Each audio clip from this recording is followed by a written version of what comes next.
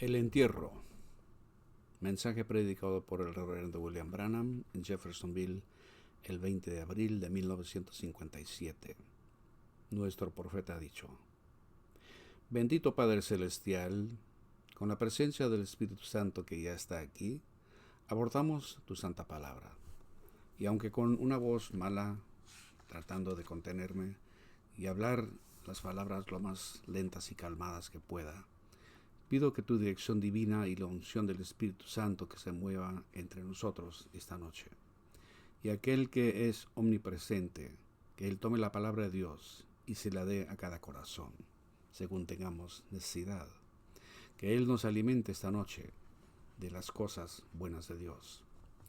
Y esta noche, mientras hablamos de la palabra y nuestros corazones están a muchos kilómetros del Calvario, donde Jesús pagó ese precio todo suficiente que fue requerido por los grandes juicios de Dios desde el huerto del Edén. Y que hoy nos demos cuenta de que somos justificados gratuitamente por su resurrección y por su muerte, sepultura y resurrección. Y esta noche ya no somos del mundo porque hemos sido comprados con el precio de la preciosa sangre del Hijo de Dios. Y que podamos esta noche con corazones agradecidos volver a ti, con toda la mente y fuerza que tenemos dentro de nosotros, y te sirvamos con un corazón puro y no adulterado.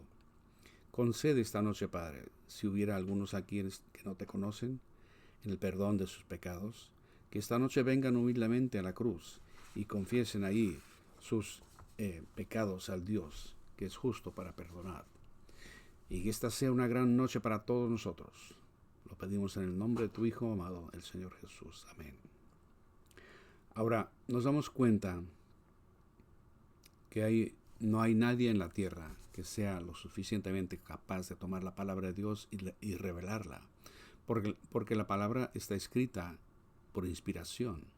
El Espíritu Santo es el autor de la palabra.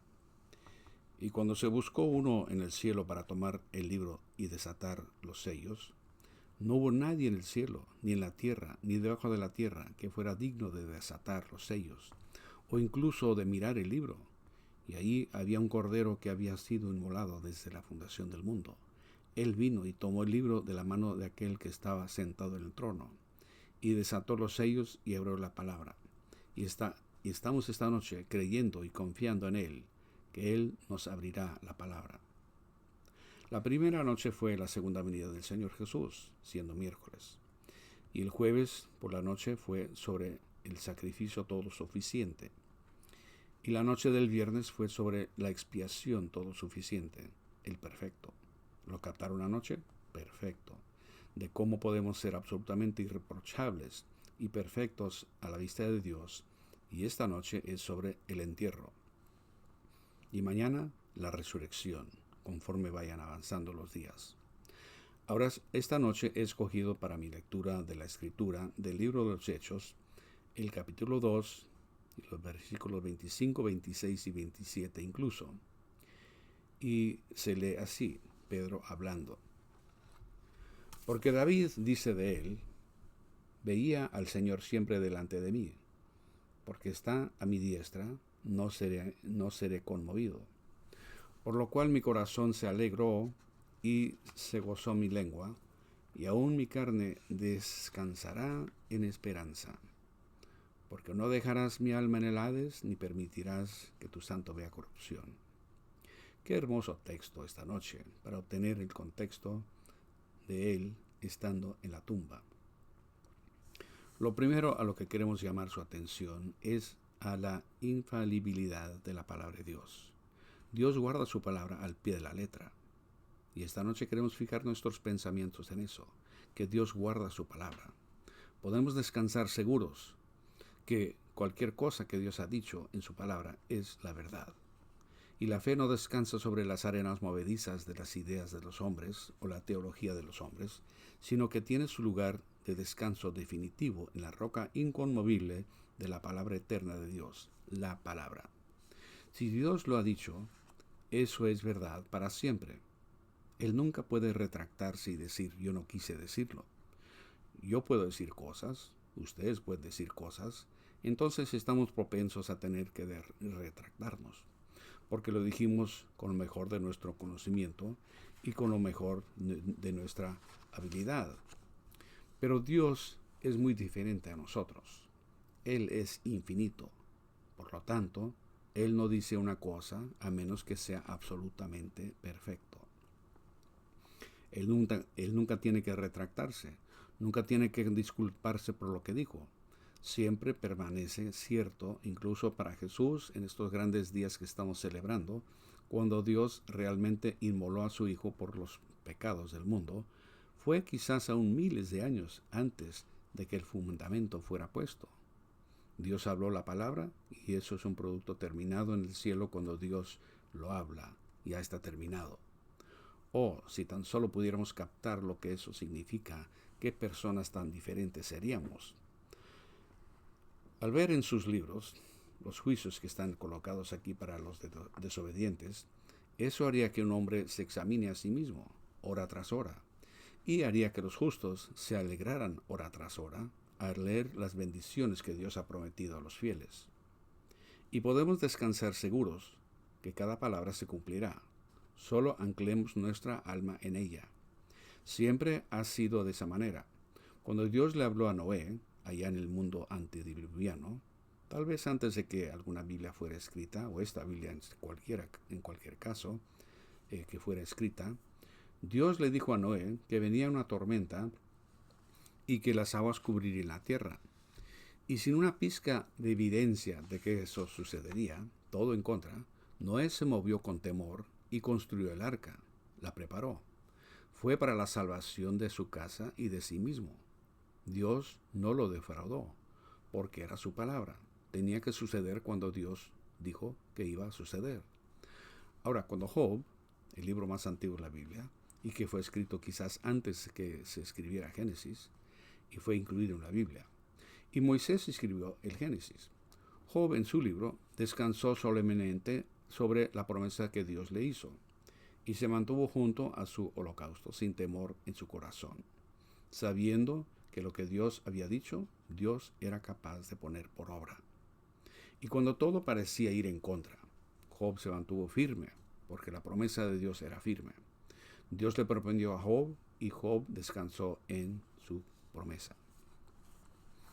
Ahora, si la iglesia pudiera llegar a ese lugar donde pueda descansar solemnemente en la palabra eterna de Dios como siendo la verdad, qué diferente sería, qué corrección habría, qué cortante sería, qué gozo habría, qué poder habría, cuando hombres y mujeres tomen a Dios en serio, que lo que Él dijo es la verdad.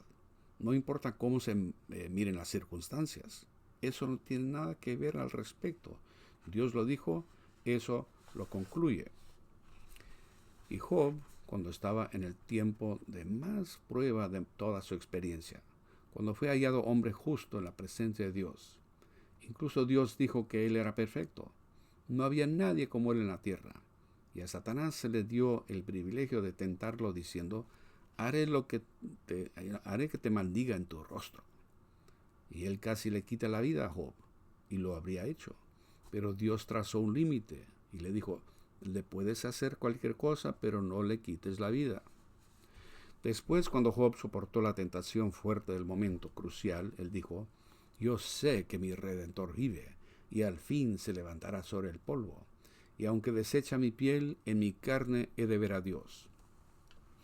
No importa cuán oscuro pareciera y lo real que parecía, había algo a lo que Job ancló su alma, en la eterna promesa de Dios. O si nosotros tan solo pudiéramos hacer eso. Noten, él descansó en la promesa. Yo sé que mi Redentor vive. Y quiero que se fijen, para algo que quiero decir más adelante. Job especificó el lugar de su entierro. Y cuando Job murió, fue sepultado así. Hubo otro hombre llamado Abraham, quien tomó a Dios en su palabra y le creyó a Dios y llamó las cosas contrarias a la promesa de Dios como si no fueran. Él tomó a Dios en su palabra. Y cuando pasaron los días y pasaron las semanas y los meses e incluso los años, Eso no hizo titubear a Abraham para nada. La Biblia dice tampoco dudó por incredulidad de la promesa de Dios, sino que se fortaleció en fe, dando gloria a Dios. Cuando simplemente se hacía más difícil cada día, pero en lugar de ponerse más débil, Job se fortalecía cada día. Oh, qué bendita seguridad tenemos. Cuando las dificultades se parecen levantarse para hacer que lo que Dios prometió sea algo imposible, en vez de acobardarnos y volver al mundo, debemos estar más firmes en lo que alguna vez estuvimos sobre así dice el Señor. Cuando Dios dice algo, debería quedar resuelto. Y Abraham llamó las cosas que son como si no fuesen, porque eran contrarias a la palabra. Y cuando Abraham perdió a su amada esposa Sara, después de vivir muchos años juntos, él compró una porción de tierra cerca del lugar donde Job fue enterrado, y enterró a Sara. Se preguntan por qué.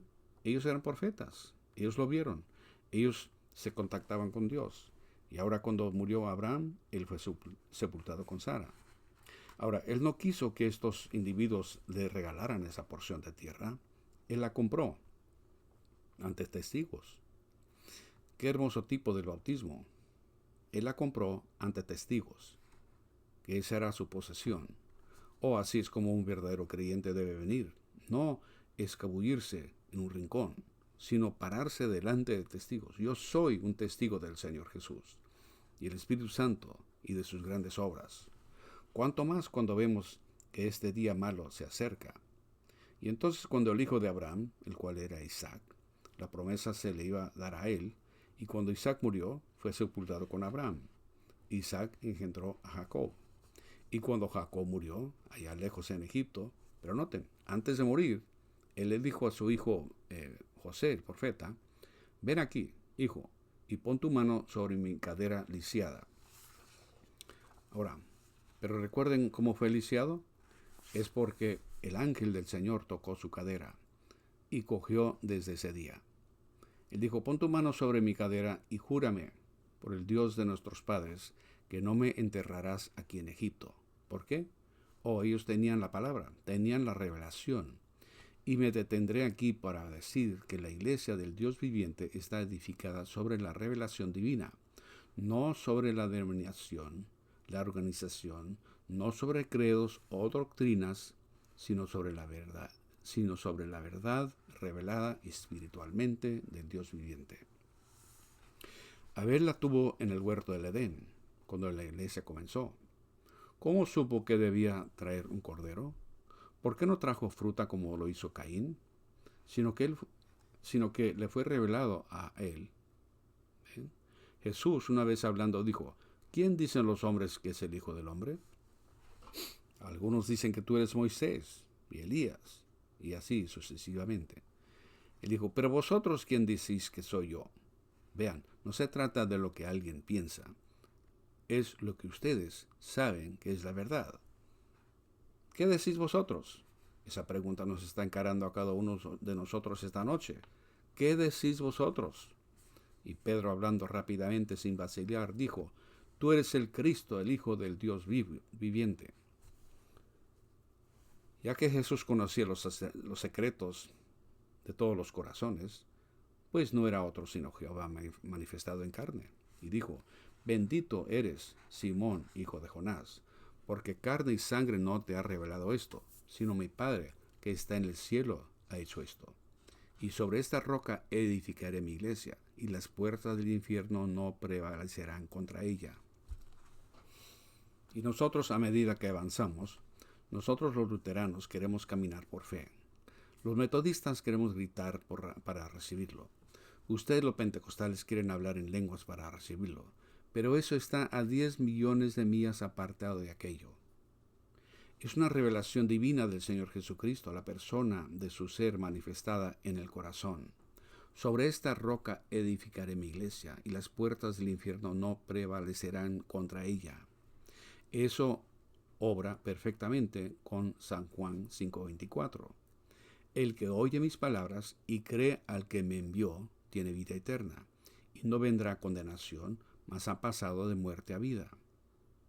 No porque tuvieron algún movimiento o alguna emoción, sino porque han tenido el privilegio de tener a Cristo que se les ha sido revelado desde el cielo. Sobre esta roca edificaré mi iglesia. Y cuando murió Jacob, su hijo hizo que recogieran su cuerpo, y fue sepultado con Abraham, Isaac, Sara y Job en la Tierra Santa, en Palestina. Entonces José, siendo un profeta, él prosperó en Egipto. Él conocía a Dios. Dios mismo se le había revelado a él. Y cuando él murió, dijo, no sepulten mis huesos aquí, sino que pónganlos. Algún día Dios os visitará. ¿Por qué? Él descansó solemnemente sobre la palabra de Dios a Moisés. 400 años servirán a esta nación, pero yo os sacaré. Él descansó solemnemente sobre la palabra. Y qué hermosa ilustración hay aquí, si se fijan. Todo hebreo que pasaba por ahí, con su espalda azotada hasta la carne viva por los capataces, y cuando miraban los huesos de su profeta José, sabían que un día iban a salir, porque esos huesos fueron dejados ahí como un memorial de que algún día ellos saldrían. Hace unos 15 o 18 años, cuando iba con Billy Paul, un niño de 5 años, teníamos una florecita que le estábamos llevando a la tumba de su mamá.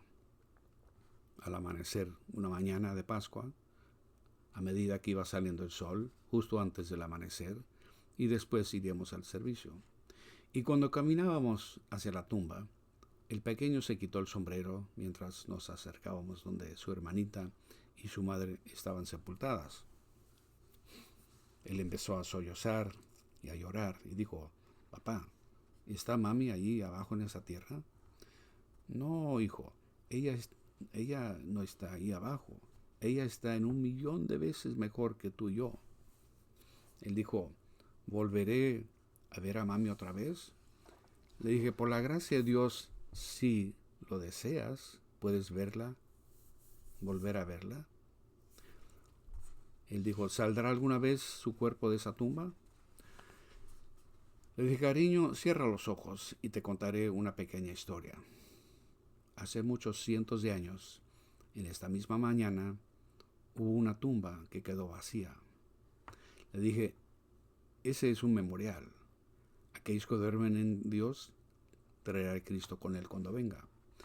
Sin una sombra de duda, yo descanso solemnemente sobre la eterna promesa de Dios. Como Job de antaño, cuando oímos que de ceniza a ceniza y de polvo a polvo, me hace recordar al poeta Longfellow, quien dijo, no me digáis con voz doliente que la vida es un sueño vacío, que el alma duerme donde el cuerpo acaba, y las cosas no son como parecen. Él dijo, sí, la vida es real, la vida es seria, y la tumba no es su meta, pues polvo eres y a polvo volverás. No se refiere al alma. Lo llaman una teofanía, que cuando salimos de aquí vamos a otro lugar. Sea lo que sea, yo tomo la palabra del apóstol cuando dijo, si este tabernáculo terrestre o morada se deshiciere, ya tenemos unos esperando para pasar de este a aquel. Abraham, Isaac, Jacob, Job, todos los profetas confiaron y creyeron que venía una resurrección, que venía el Redentor. Ellos profetizaron de él. Enoc profetizó de él. Descansó solemnemente, selló su testimonio con ello. Isaac, Jacob, Daniel, Jeremías, Ezequiel, ellos descansaron solemnemente en el tiempo en que el Mesías vendría. Y ellos murieron y sus almas se fueron al paraíso.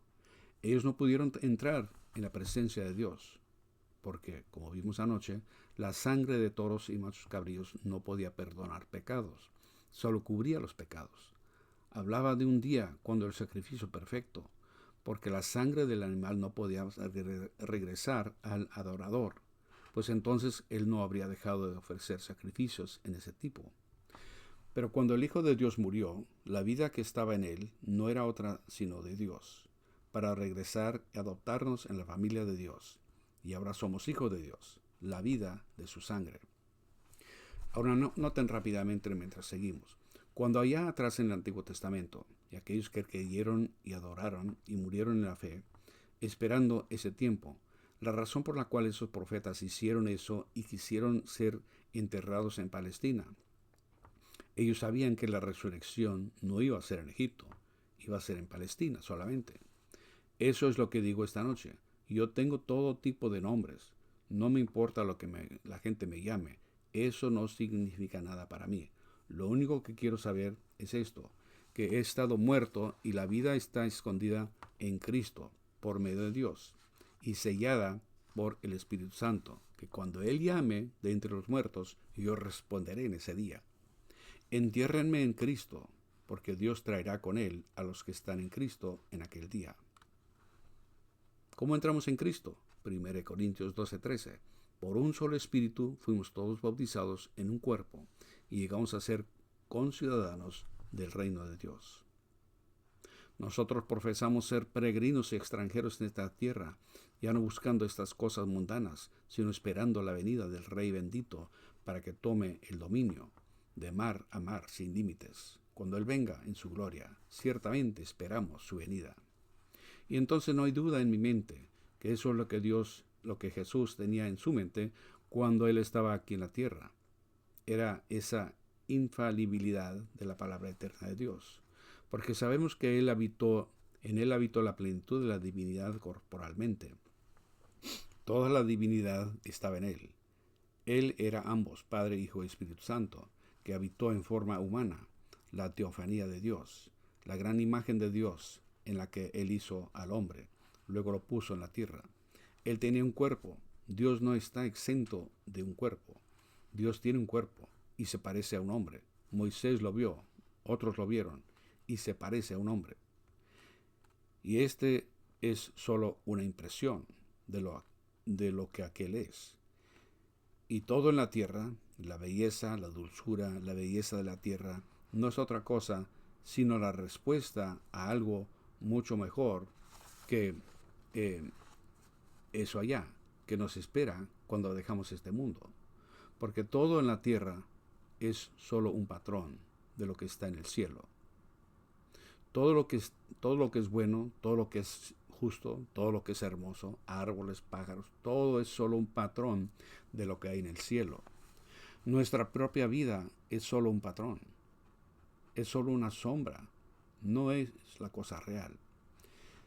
Ese es el lado negativo y se necesita la muerte para revelar la fotografía, para ponernos de nuevo en la teofanía de la que procedemos. Entonces, en la resurrección venimos a su semejanza, en un cuerpo resucitado. ¡Qué hermoso! No solo hermoso, sino que es la verdadera y solemne verdad de la palabra eterna de Dios, que seremos semejantes a Él.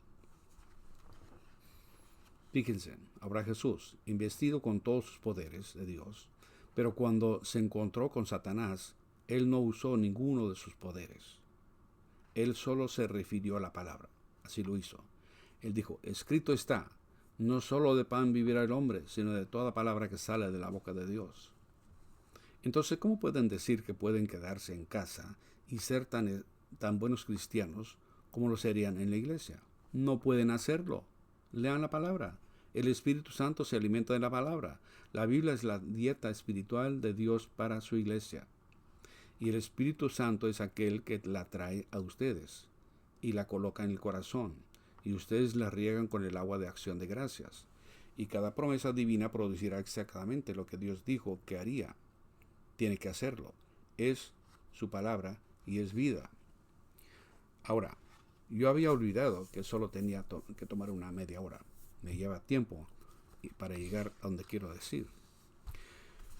Pero noten, Jesús en la última hora o dos de su vida, perdón, muchas profecías se cumplieron. Alguien me dijo, hermano Branham, esto tiene que suceder y eso tiene que suceder. Le dije, eso pudiera pasar en una hora. Si leen el Salmo 22 y luego observen la hora cuando Él se estaba muriendo en la cruz, se me olvidan cuántas profecías sobresalientes se cumplieron en las últimas 2 o 3 horas de su vida. Ciertamente, horadaron mis pies y mis manos. Dios mío, ¿por qué me has desamparado? Y así sucesivamente, igual como David lo exclamó. Y luego otra cosa que quiero que noten, la verdad, la parte infalible de la palabra de Dios. La Biblia dice, Él guarda todos sus huesos, ni uno de ellos será quebrantado. Porque en el Cordero Pascual era un tipo de eso. El cordero debía estar sin mancha. No debía haber huesos rotos en el Cordero. Y al tiempo en que él había muerto, fueron a romperle las piernas con un martillo. Pero justo antes, miren a ese momento tan crucial. El hombre con el martillo, listo para golpear sus piernas, pero la palabra de Dios dijo, no habrá un hueso roto en su cuerpo. ¿Cómo va a suceder? Nosotros nos apresuramos. La palabra de Dios es eterna. Si la palabra de Dios es perfecta, aquellos que están en Cristo están seguros de levantarse como hay una resurrección. Dios está tan obligado a su palabra para sanarlos como también para salvarlos. Porque es su palabra lo que lo prometió. Es la palabra de Dios y no tenemos derecho de quitar de ella. Pero solo digan, es la verdad. Créanla. No importa lo que pase, créanla de todos modos. Esa es la forma en que el resto de ellos tuvieron que creerla. Y nosotros no estamos excluidos de eso. Dios le dio Palestina a Israel, pero ellos tuvieron que pelear por cada pulgada de terreno que recibieron. La promesa es suya, pero tienen que luchar por cada pulgada que reclamen. El diablo se encargará de eso, ciertamente lo hará. Pero fíjense, cuando estaban listos para romper las piernas de nuestro Señor Jesús, si ese martillo hubiera golpeado la pierna y lo hubiera roto, Dios hubiera sido hallado falso. Pero no había suficientes demonios en todo el tormento oscuro para hacer que ese martillo golpeara ese precioso cuerpo. Pues David, 800 años antes, había dicho, no será quebrado ni un hueso en su cuerpo. La palabra de Dios tiene que permanecer la verdad. ¿Pero qué hicieron entonces? Tomaron una lanza y lo traspasaron en su costado, y salió sangre y agua, para cumplir lo que la Biblia decía. Horadaron mis manos y mi costado. La palabra fue cumplida. Ahora, cuando él estaba muriendo, oh, qué hora tan tremenda. Pienso en ese canto y honestamente me hace sentir terrible cuando pienso en ese canto que el profeta escribió hace muchos años. Entre rocas partidas y cielos oscuros, mi Salvador inclinó su cabeza y murió. El verlo abierto reveló el camino al gozo celestial y día interminable. Y cuando él estaba colgando ahí, sangrando y muriendo, cuando inclinó la cabeza, el sol se avergonzó a tal grado al mirar hacia abajo a las criaturas mortales que Dios hizo a su imagen, que tuviera que pagar un precio como ese para redimirlo. El sol se negó a mirar hacia la tierra en esa hora. La luna estaba tan avergonzada hasta que retiró de su lugar. Las estrellas voltearon su espalda a la tierra. Qué cosa tan horrible debe ser el pecado, como Dios tuvo que lidiar con él. Y ver esos sacerdotes burlando, con escupitajos colgando en su cara. Un hombre lo golpeó en la cabeza, una caña, y le dijo, si tú eres profeta, dinos quién te pegó. Uno de ellos arrancó su barba y del rostro y lo golpeó en la cara y quiso que él se defendiera. Él dijo, si mi reino fuera de este mundo, inmediatamente llamaría a mi Padre y él me enviaría 12 legiones de ángeles. Eso pudo haber sido cambiado. Pero ¿cómo podía hacerlo? Simplemente no pudo hacerlo porque eran sus propios hijos clamando por su sangre. ¿Pudieran imaginarse a un papá, a un padre, con sus propios hijos en oscuridad, clamando por la sangre de su propio padre? Esa es la razón por la que él no pudo hacer otra cosa sino morir. Si él no lo hacía, sería condenación para sus hijos, sería condenación para las criaturas. Pero él tuvo que morir para salvar a su pueblo. Y cuando lo hizo, cuando inclinó su cabeza, esta tierra tuvo un escalofrío que recorrió su espalda. Debió haber tenido postración nerviosa, porque la Biblia dice, Toda la tierra, desde la hora sexta a la novena, era oscuridad sobre toda la faz de la tierra. Y la tierra tembló y las rocas se partieron, y el velo del templo se rasgó de arriba a abajo. Los bloques del sacrificio se volcaron. El Hijo de Dios viviente murió. Él estaba tan muerto al punto que el sol lo reconoció. Estaba tan muerto que hasta la luna lo reconoció. Estaba tan muerto que las estrellas lo reconocieron. Estaba tan muerto que la tierra lo reconoció. Estaba tan muerto hasta que los elementos lo reconocieron. Las atmósferas lo reconocieron. Todo tenía que saber que ese era el Hijo de Dios. Porque la palabra de Dios no podía fallar. Él fue prometido desde el huerto del Edén, la simiente que herirá la cabeza de la serpiente.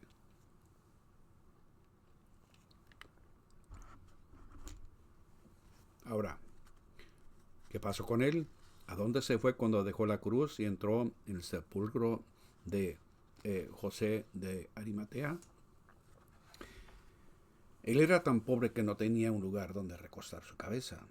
Él nació en un pesebre, con un hombre negro detrás de él, como un hijo ilegítimo. Se rieron de él, se burlaban de él, se mofaban de él en la tierra. Fue hecho el hazmerreír y lo rechazaron. Y cuando él murió, tuvo que morir por medio de la pena capital, entre dos ladrones.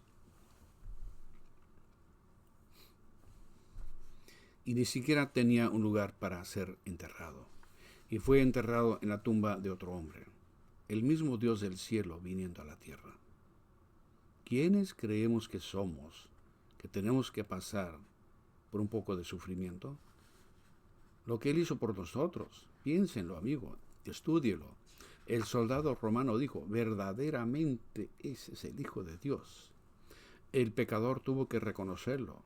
Judas dijo, he traicionado sangre inocente. Él tuvo que reconocerlo. La tierra entera lo reconoció. Después, ¿a dónde se fue él? Cuando un hombre muere, ¿eso lo concluye? No, señor. Él tenía que morir de esa manera porque la Biblia de Dios decía que moriría de esa manera. Y él confió en la palabra de Dios.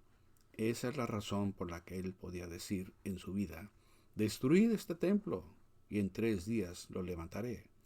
David dijo en un lugar en la Biblia, bajo la inspiración, David, un hombre de Dios, el profeta que estaba ungido con la palabra, dijo, no dejaré su alma en el Seol, ni permitiré que mi santo vea corrupción. Jesús dijo, destruid este cuerpo y en 3 días lo levantaré. Él sabía que la palabra de Dios no podía fallar. Oh, vaya. Y si él pudo descansar, o sea, si él pudo descansar solemnemente en eso, creyendo que la palabra de Dios no podía fallar, ¿cuánto más podemos nosotros descansar así solemnemente en que hemos nacido de nuevo por el Espíritu Santo y que Él da testimonio en nuestro corazón, ahora mismo que sabemos que nuestro Redentor vive y vendrá de nuevo algún día?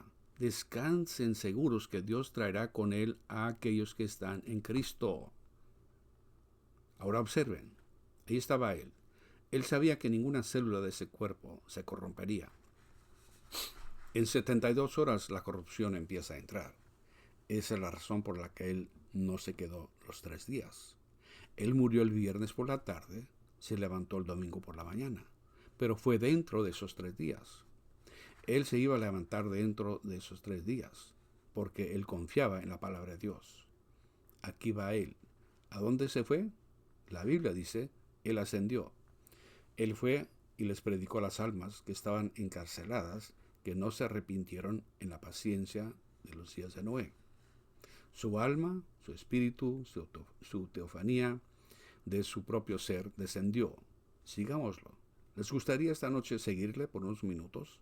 Veamos a dónde fue. Justo debajo de las regiones de los seres mortales está el reino del poder demoníaco.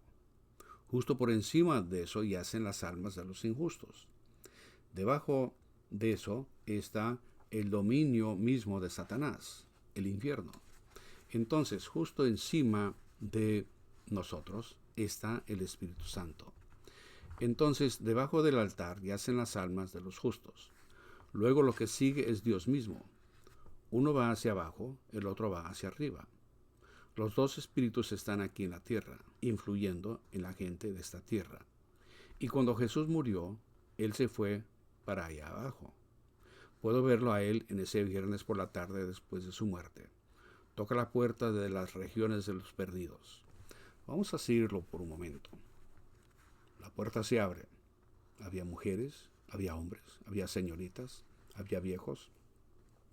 Todos estaban juntos en ese lugar horrible, llamado la prisión de las almas perdidas. Si yo tuviera tiempo, me gustaría contarles, y pudiera ser solo una visión, pero una vez visité ese lugar y clamé por misericordia cuando yo era un pecador en una cirugía. Cuando salí de eso, estaba de pie en el oeste, con mis manos hacia el cielo y una cruz brillando sobre mí. Pero en aquel lugar lúgubre, allí, Jesús caminó hacia la puerta. Todo tenía que ser testigo de que Él era el Hijo de Dios, porque se les había sido predicado en la paciencia de los días de Noé. Él toca la puerta y dice: yo soy aquel del que habló Enoc. Yo soy la simiente de la mujer que debía herir la cabeza de la serpiente. Toda la palabra de Dios ha sido cumplida. Yo acabo de morir ahí en el Calvario y he comprado a mi iglesia. Y de aquel quien Enoc habló, yo soy él. Y ellos estaban sin misericordia, sin esperanza, porque habían transgredido, y la puerta se les cerró en la cara. Abajo en las regiones de los demonios, abajo hasta las puertas del infierno, Él toca la puerta. Esto es cuando Él estaba en la tumba, su cuerpo, esperando la resurrección. Él visitó los lugares a los que van los justos y los injustos. ¿A dónde irá usted uno de estos días? ¿A uno u otro lugar? Y Él toca la puerta del infierno, y cuando Él lo hizo, el diablo salió. Lo puedo oír a Él decir: oh, así que finalmente llegaste. Yo pensé de seguro que te tenía cuando maté a Abel. Vean, desde cuando esa simiente fue prometida en el huerto del Edén, el diablo ha intentado constantemente de destruir esa simiente. Y la muerte de Abel y la venida de Seth solo fue la muerte, sepultura y resurrección de Cristo. Esa simiente debía continuar, y Él trató de destruirla. Él dijo: pensé que te tenía cuando destruí a Abel. Pensé que te tenía cuando destruí a los profetas. Estaba seguro que te tenía cuando decapité a Juan. Pero ahora, después de todo, has llegado. Ahora te tengo. Pero puedo oírle a él decir: Satanás, ven acá. Él es el jefe ahora. Extendió la mano y agarra las llaves de la muerte del infierno de su lado y las cuelga en su propio lado. Quiero notificarte: tú has sido un fanfarrón bastante tiempo. Yo soy el Hijo del Dios viviente, nacido de la Virgen. Mi sangre todavía está húmeda en la cruz, y el total de la deuda está pagada. Tú ya no tienes derechos. Estás despojado. Dame las llaves. Eso es correcto. Se da la vuelta y le da una patada a la puerta, y cierra las puertas de golpe. Y dice: quédate ahí. Yo soy el jefe de ahora en adelante. Ahora, él ya no tiene las llaves del reino, porque se las dio a Pedro. Perdón. Llegaremos a eso en la mañana, en el bautismo en agua. Pero él tiene las llaves de la muerte, del infierno, y se las quitó. Después de su resurrección, él dijo: tengo las llaves de la muerte y del infierno. Pedro tenía las llaves del reino. Satanás tenía las llaves de la muerte y del infierno. Pero ahora Jesús las tiene. Él es el jefe. aquí él comienza a ascender. La Pascua está llegando, el tiempo avanza rápido, pero hay otro grupo. ¿Dónde está Job? ¿Dónde está Abraham? ¿Dónde están ellos? ¿Dónde están aquellos hombres que confiaron en la palabra de Dios? ¿Los ha olvidado él? ¿La muerte los aniquiló? ¿Eso fue todo? Nunca, nunca. Dios tiene que guardar su palabra. Puedo verlo a él. Vamos a echar un vistazo al paraíso y mirar allá. Y veo a Sara y Abraham caminando por ahí. Y después de un rato alguien está en la puerta. Abraham va y abre la puerta y dice, cariño, ven aquí, mira, ese es el mismo que estuvo conmigo abajo, allá debajo del roble aquel día. Él es el Dios de Abraham. Justo entonces puedo ver a Daniel mirar por encima de su hombro y decir, esa es la roca que fue cortada del monte, tan seguro como estoy parado aquí. Veo que Job se levanta y dice, ese es mi Redentor que dije que sabía que vivía y que algún día estaría sobre la tierra. Puede ser que mi cuerpo no sea sino una cucharada de cenizas, pero dentro de 15 minutos voy a estar en él otra vez. Ese es él. Ezequiel mira por encima y dice, yo vi a esa misma persona como una rueda en medio de la rueda girando en medio del aire. Y entonces ahí viene Enoc. Enoc dijo, yo lo vi a él venir con 10,000 de sus santos para ejecutar juicio. Ahí estaban los santos del Antiguo Testamento esperando, seguro, ellos eran, esperando bajo la expiación de la sangre y no podían entrar en la presencia de Dios del cielo porque la sangre de machos cabríos y de ovejas no podían quitar el pecado. Pero él dijo, hermanos míos, yo soy el que creéis que soy. Yo soy la simiente de la mujer. Yo soy el hijo de David. Yo soy el hijo de Dios. Soy el nacido de la Virgen. Mi sangre ha expiado. Ustedes esperaron bajo la sangre de las ovejas y machos cabríos, pero ahora mi sangre hace expiación y son libres. Subamos. Casi está llegando la Pascua. Solo piénsenlo. Eso fue hace casi unos 1900 años y tantos años. Esta misma noche. Puedo oír a Abraham decir, Señor, cuando nos levantemos en nuestro cuerpo otra vez, Sara y yo simplemente nos encantaría tanto. ¿Te importaría si hacemos una pequeña parada en el camino? Bueno, puedo oírle a él decir, pues no, ciertamente que no. Me voy a quedar con mis discípulos por unos 40 días. Miren alrededor y vean cómo se ve todo. En esa gloriosa mañana de resurrección, de lo cual trataremos por la mañana, si el Señor lo permite, cuando Él resucitó de los muertos, la Biblia dice, según San Mateo 27, que muchos de los santos que durmieron en el polvo de la tierra se levantaron y salieron de los sepulcros. ¿Quiénes son? ¿Quiénes eran? Abraham, Isaac, Jacob, Job, aquellos que por la revelación espiritual sabían que el Redentor se pararía en la tierra algún día. Esos son ellos, las primicias de los que durmieron, caminaron por ahí, por la ciudad.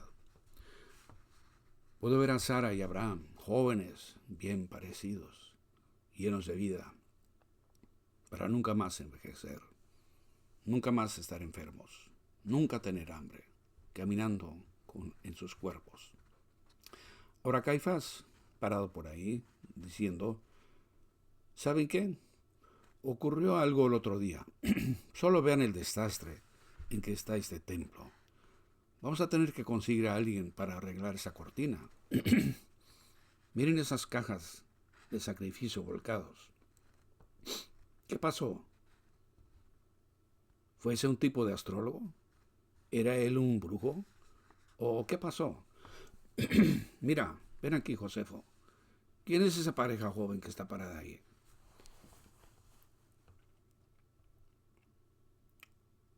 Abraham dijo, Sara, nos han reconocido, mejor nos vamos. Se le aparecieron a muchos. Eso no fue todo. Ya terminando, observen. Un día después de haber visitado, Abraham, Isaac, Jacob y todos ellos habían visitado la patria cuando Jesús ascendió. Ustedes dicen, hermano Branham, ¿ese es un mito? No, Señor, les mostraré las Escrituras en un minuto. Cuando él empezó a ascender, ellos solo lo vieron a él, pero los santos del Antiguo Testamento iban con él, porque la Biblia dice que él llevó cautivo la cautividad y dio dones a los hombres. Y puedo verlo a él mientras sube y se reúne con la iglesia.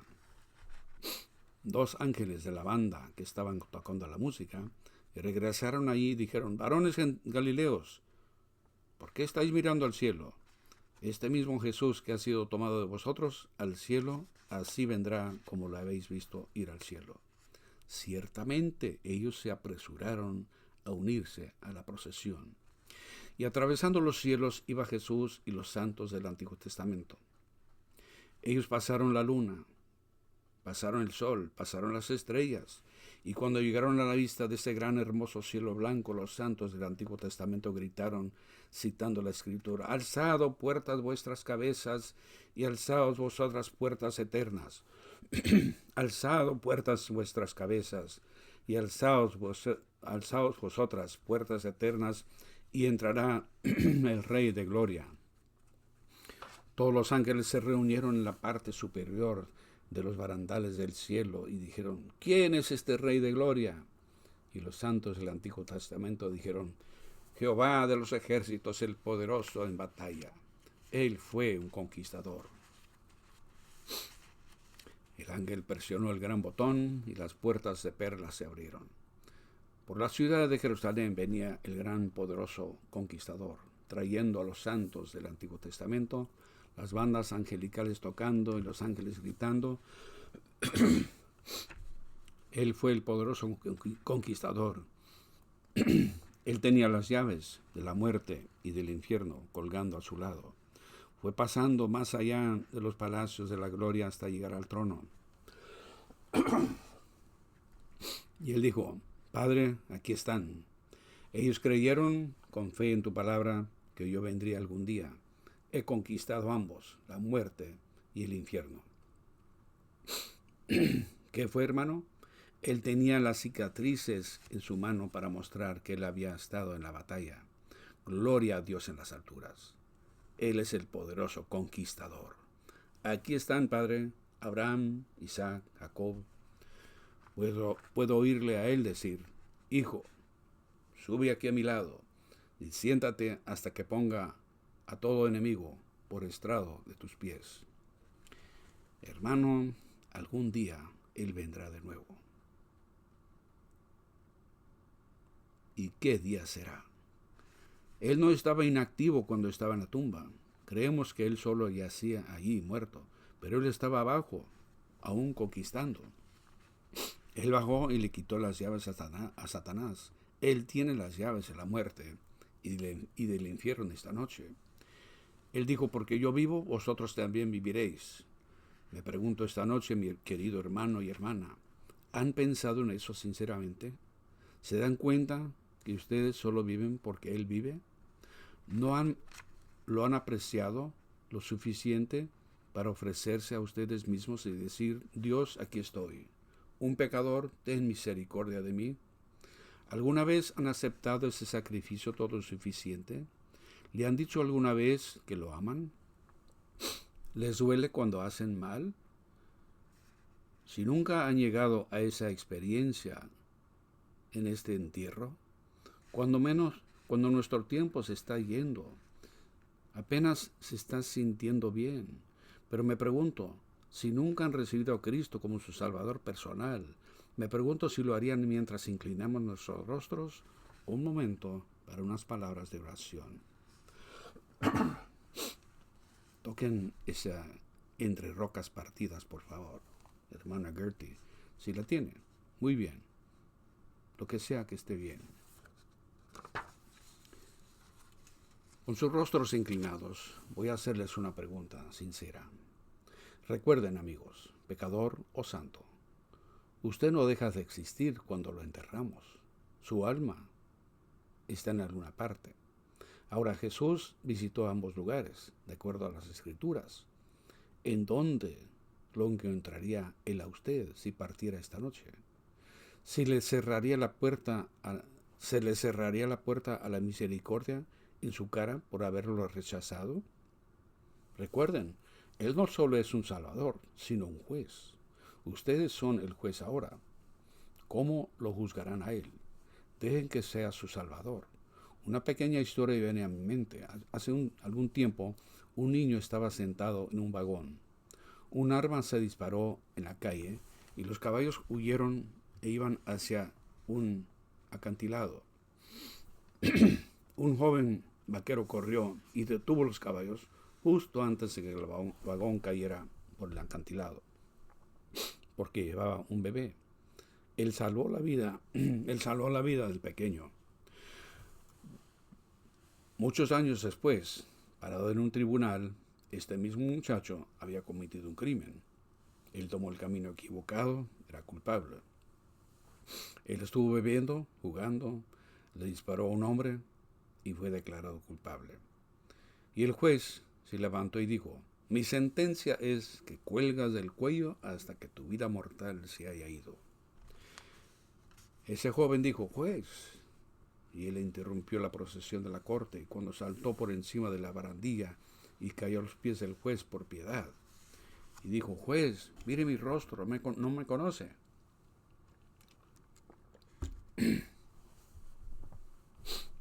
Le dijo: no, hijo, no te conozco.